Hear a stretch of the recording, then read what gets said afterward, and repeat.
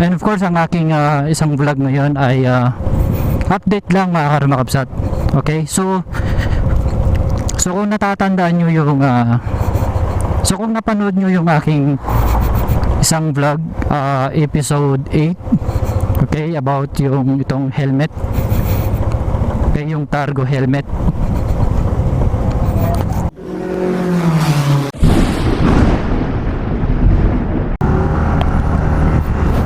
Yun, so good morning again mga karumakabsat. Welcome na naman po sa aking vlog.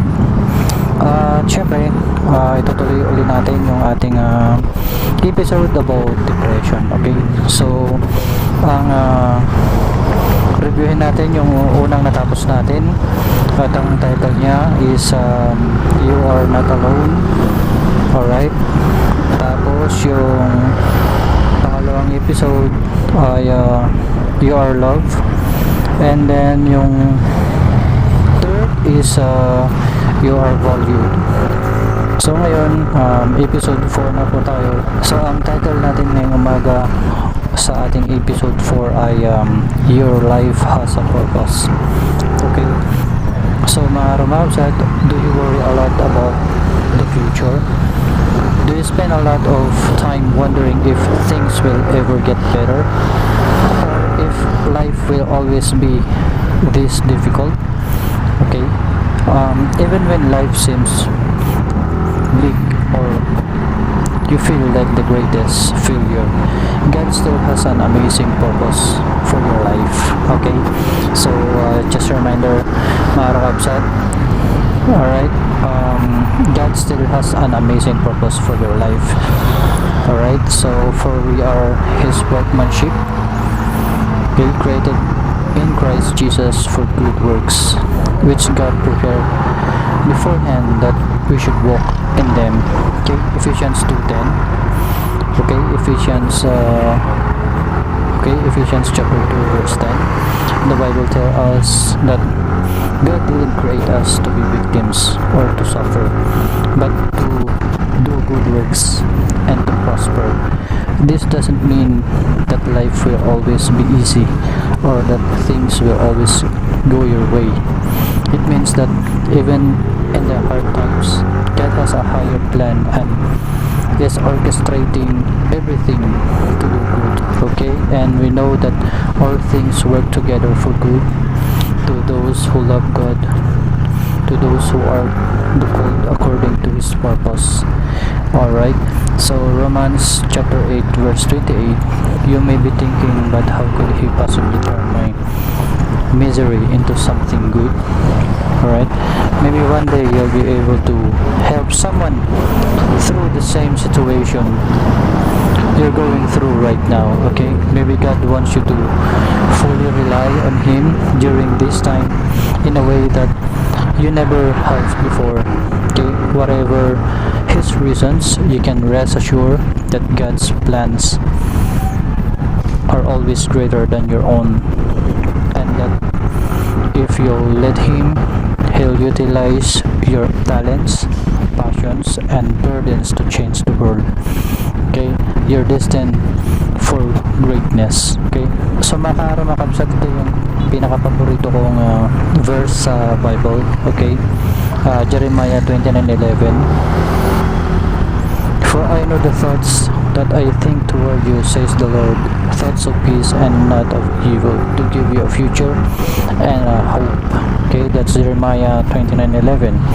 Okay, so mga karamabsat, again, take a moment now to pray this to God again. Okay, mga karamabsat, kung mapapanood nyo ulit ito, same, sabayan niyo po ako sa aking panalangin. Alright, so let's pray. Okay, God, thank you for creating me with a divine purpose. You've known since the beginning of time what my life calling is, and I thank you that even my toughest days are part of your plan for me. Please help me remember your promises in Scripture. You'll bring me through this season of life to something great, and that my future is full of hope. I trust you with my life, God, and pray that you would use it to accomplish something incredible for you. In Jesus' name I pray. Amen. Alright, so yun mga karamapsat, at natapos na naman natin yung ating sharing, and of course lagi ko sinasabi, by sharing to your Facebook, right, or Instagram, to share this message to our friends, okay, sa ating mga family. So ito ay makakatulong sa kanila, okay, at tulad nga ng sabi ko the previous vlog, you'll never know, baka isa sa mga family natin or family nyo ay nakakaranas na ng depression, okay, at least kung napanood nyo to at narinig nyo at nagsasuffer ng depression yung ating mga kaibigan at ating mga family, at least itong word na to, at least itong word of God na to ay makatulong sa kanila. So again, thank you sa pakikinig, and of course let's move to my second topic, okay? 5 minutes later. So hello again mga karamapsat, at natapos na naman yung aking sharing, okay? Mission accomplished na naman ako kasi nakapag-share ulit ako ng word of God. Alright, so ngayon ang aking isang vlog ngayong umaga ay itong empty helmet cargo. Okay, kung napapansin nyo ngayon, suot ko siya. Okay, naka front camera tayo ngayon. At kung natatandaan nyo yung aking vlog about this helmet, I think that is episode 8, okay, ng aking vlog. At doon ay nireview natin to, kung gaano siya kaganda, magaan, hindi masyadong maingay when it comes to wind noise pag mabilis ka, okay. So ngayon, ang rate ko dito is 5 na siya mga karamapsat, okay. So before, sabi ko doon is 4.5 kasi wala pa siyang lens that time na nabibili. Alright, so ngayon perfect na siya. Kung napapansin nyo yung aking lens, kung gaano siya kaganda. Alright, so kung ako naman ay tatanungin nyo kung saan ko ito nabili, mga karamapsat, meron na po sa Lazada at Shopee. Alright, so ang aking tip mga karamapsat, kung bibili kayo online, kung saan doon ang mas magandang price, okay, when it comes to pricing mga karamapsat, ay mas mura sa Shopee. Okay, so itong lens na to nabili ko sa Shopee, galing pa siya sa China. Okay, so nag-available na siya. Hindi lang ito mga karamapsat yung available na color na lens, meron yung silver, okay, meron yung silver, meron yung coffee tea brown something na kulay, okay, at meron yung medyo dark gray. Alright, so ang napili ko ito multicolor. Alright, kasi pag silver, meron na akong silver lens sa isang helmet ko, okay, yung KYT Vendetta. Kaya ito yung napili ko kasi para maiba naman. Alright, so kung tatanungin nyo kung magkano mga karamapsat, mura lang. Kinumpara ko sa Lazada at Shopee. Alright, ano siya, sa Shopee is 442 kung di ako nagkakamali, nakalimutan ko na, pero hindi siya lalampas ng 500. Pag sa Lazada naman, nasa ano siya, 576 yung price ng lens na to sa Lazada, okay. So kung gusto nyong i-check, kung gusto nyong bumili, i-check nyo po sa Shopee, mas maganda. Yan ang recommendation ko. Sa mga may helmet na empty cargo, meron na tayong lens na may kulay, okay? So pumili na lang kayo kung anong kulay ang gusto nyo. Alright, at isang info, I think itong lens na to ay pwede rin sa MT Blade 2. Okay, kasi yun ang nakalagay doon sa isang description na pwede yung MT Blade 2 na model. Okay? So, pwede siya. Pwede siya pwede dito sa Targo at pwede rin sa Blade 2. Okay? So, kung sino man yung may mga helmet na Blade 2, MT Blade 2, pwede to, kasya to sa ano, fit. Pwede to, fit to sa inyong helmet. So, sa aking mga subscriber or aking mga viewers, kung meron kayong MT Targo helmet, meron na po sa Lazada. Okay, and of course, pakita ko lang sa inyo yung bago kong gloves. Ito. Okay. Update ko lang. At magandang ano tong mga magandang gloves to.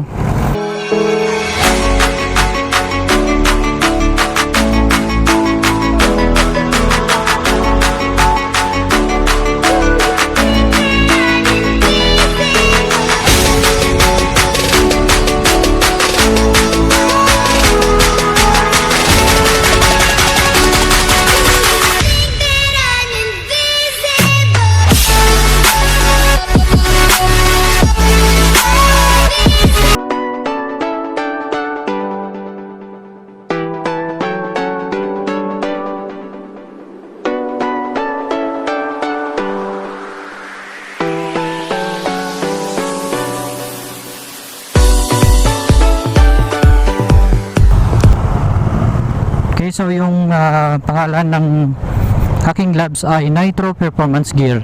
Okay? So kung ano, tatanungin niyo ako, kung tatanungin niyo kung maganda, makakarap sa napakaganda at ang sarap isuot. Okay?